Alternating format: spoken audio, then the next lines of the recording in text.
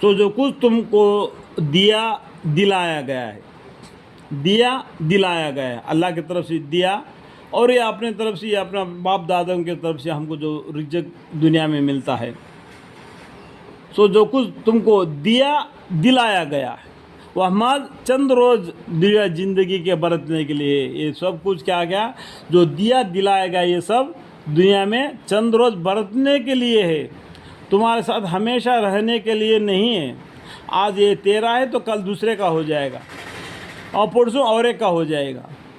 یہ تم دنیا میں آؤ گے اور چلے جاؤ گے، یہ دنیا کا چیز یہی کہ یہی ٹھہر جائے گی۔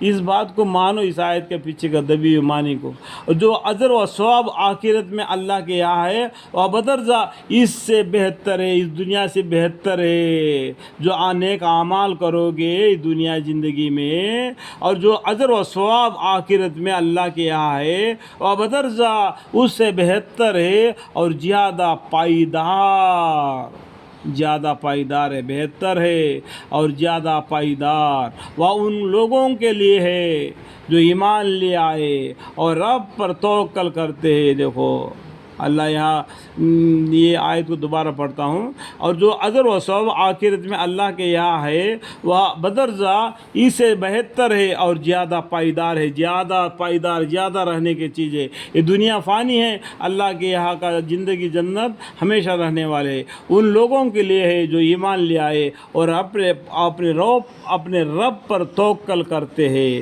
اور جو کہ کبیرہ گناہوں سے اور ان میں بے حیائی کی باتوں سے بچتے ہیں۔ بے حیائی کی کبیرہ گناہ، بڑے بڑے گناہ، صغیرہ اور کبیرہ گناہ دو قسم کے ہیں، صغیرہ گناہ اور کبیرہ گناہ۔ یہاں پر کیا لکھا؟ اور جو کبیرہ گناہ ان سے اور ان میں بے حیائی کی باتوں سے بچتے ہیں، بچنا ان سے، اگر ہو گئی تو معافی مانگنا، کبیرہ گناہوں سے بھی، صغیرہ گناہوں سے بھی، اور بے حیائی کی باتوں سے بھی، بے حیائی کی کاموں سے بھی اللہ سے معافی مانگنا، ہمارے حق میں بھی، ہمارے خاندان وسیلہ تا قیامت نسل بہ نسل ان سب کے حق میں بھی معافی مانگنا۔ یا اللہ ایسے گناہ میں ہمیں نہ پھنسا اور تیرے راہ پر ہم کو لے لے۔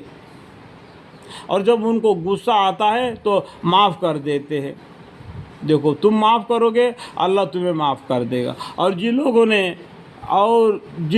لوگوں نے کہ اپنے رب کا حکم مانا، جن لوگوں نے اپنے رب کا یعنی اللہ کا حکم کو مانا اور وہ نماز کی پابند ہے، نماز پڑھنا، دین اسلام کیا ہے؟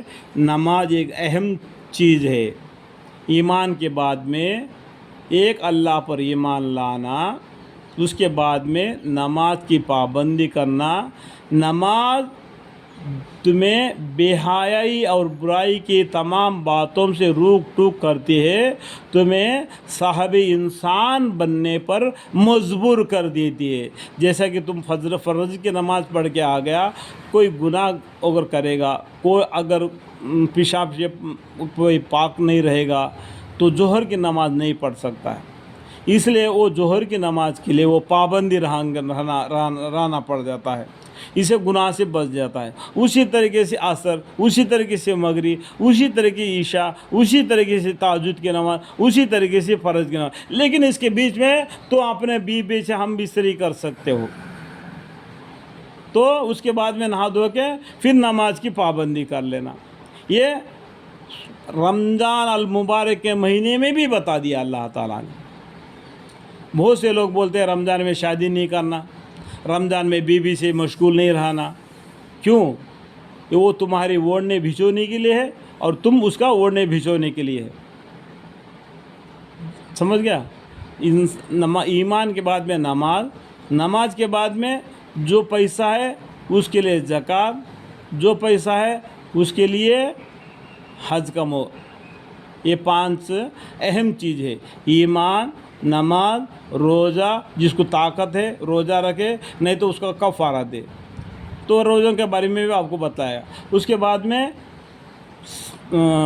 یہ کیا حج کرے، اس کے بعد میں زکوٰۃ دے۔ یہ 2 چیزیں پیسے والوں کے لیے، یہ 3 چیزیں تمام کے لیے، اور روزہ طاقتور کے لیے۔ اگر جس طریقے سے جو بیمار ہے روزہ رکھنے سے اس کو تکلیف ہو جاتی ہے، تو روزہ کے بدولت اس نے اس کے کفارہ ادا کر دے. وہ کفارہ سے بہتر روزہ رکھنا بہتر ہے. اللہ جانتا ہے، اللہ جانتا ہے اس کے دل کو